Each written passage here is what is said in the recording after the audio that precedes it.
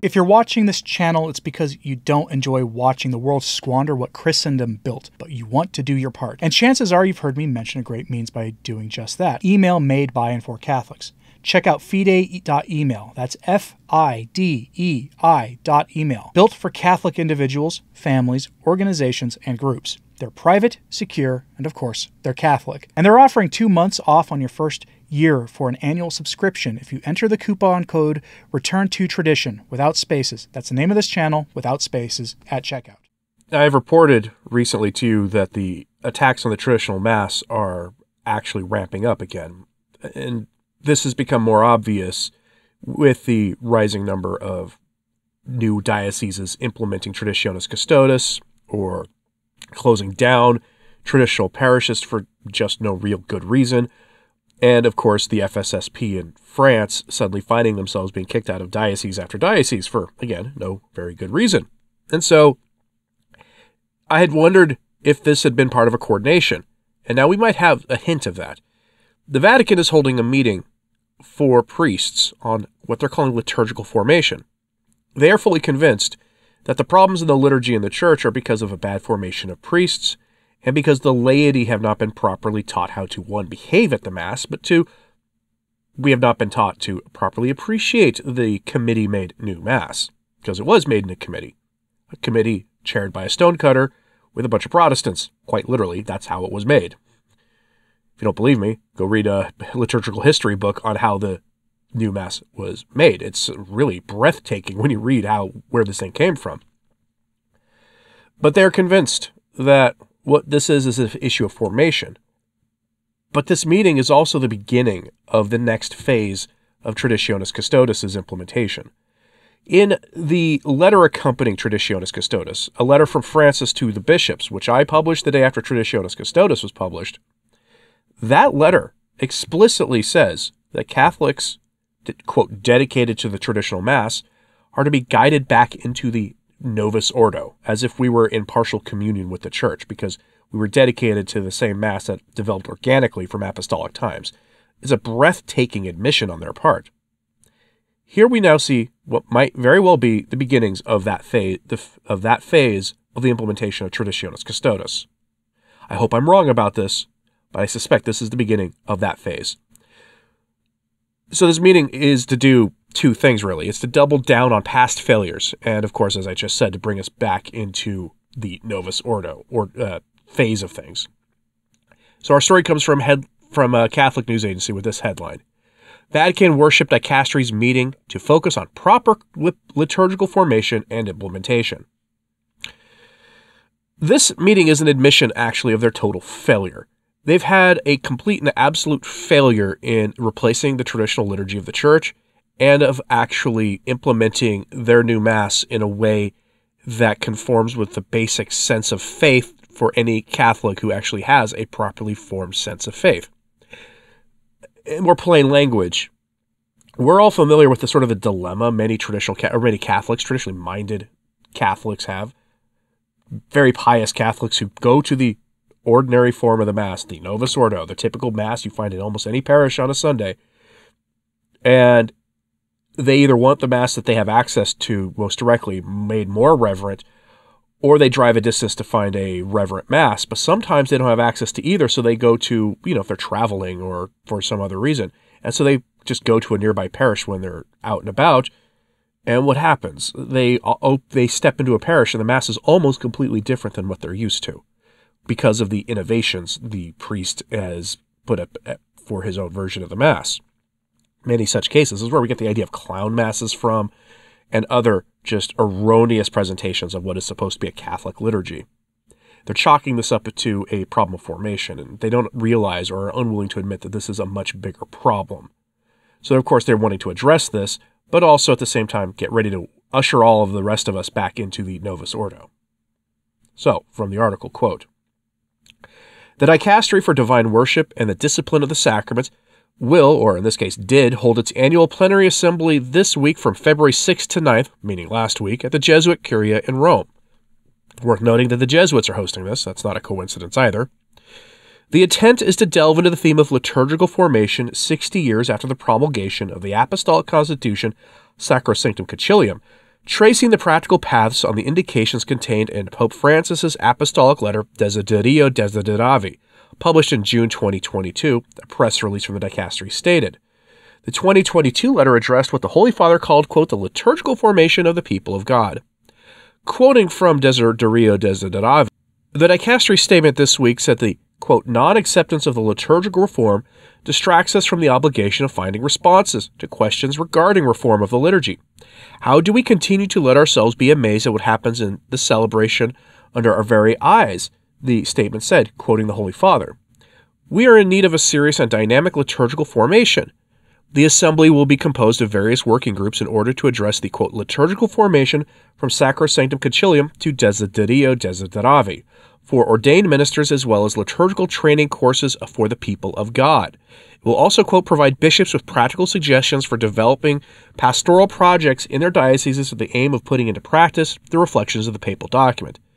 The members of the plenary assembly will also be received by the Holy Father in an audience, end quote. This all happened last week. They're placing liturgical formation as the central issue here, and that's a joke. It really is. It assumes that, one, all the bad liturgies that we see today are the results of priests being trained and formed badly and not in keeping with the demands of the greatest council ever, Vatican II. It means that the seminary system is broken, basically. That's what they're saying, and they don't even admit to what the implications of what they're saying are. And the other thing that's wrong with this is it assumes that the traditional Catholics reject the innovations of the new Mass because we were poorly formed as Catholics. They believe that they can basically just train us to find the new Mass stunningly beautiful and be a perfect example of everything that we have been told that it is, instead of acknowledging the problems in it, where it came from, the fact that it's only 8% in common with the traditional liturgy, the fact that priests tend to ad-lib a lot of things at that Mass, something that I reported on this past week, that Francis does not want priests ad-libbing things. Remember that new document that came out that had what I mentioned in one of my live streams earlier last week, in paragraph 12, had some troubling language there that might be used to expand ordination and other things, but the rest of the document was fine. And it told priests to stop messing around with the liturgy. Why they have to reiterate this, I don't know, but the idea that will take care of the problem is laughable, because we know that that's not what the problem is. The problem is in the way they structured this new Mass, the very idea that they could promulgate a man-made liturgy out of a committee in violation of papal documents and conciliar documents from before Vatican II. The idea that they could do that is astonishing. And no amount of, quote, liturgical formation is going to assuage these fears among traditional Catholics. No amount of it is going to, but that's not going to stop them from trying. So the next stage of this document of Traditionis Custodes and Desiderio Desideravi is here. It is beginning now with this now recently concluded meeting in Rome. So let's get back to the article, because this is just breathtaking here. So, quote, emphasizing the importance of a serious and dynamical liturgical formation, Pope Francis noted in that document that, quote, it would be trivial to read the tensions unfortunately present around the celebration as a simple divergence between different tastes concerning a particular ritual form. The Pope also stressed that the principles stated in Sacrosanctum Concilium have been fundamental for the reform of the liturgy and continue to be fundamental for the promotion of its full, conscious, active, and fruitful celebration, end quote. Sacrosanctum Concilium is a document from Vatican II. Nowhere in that document does it talk about suppressing the traditional Mass and promulgating a whole new liturgy. Most readings of Sacrosanctum Concilium basically said that the Our Father, the Pater Noster, in the traditional Mass, and a couple other parts should be done in vernacular, and the rest continue to be in the traditional Latin. That's it, with emphasis on more participation from the laity.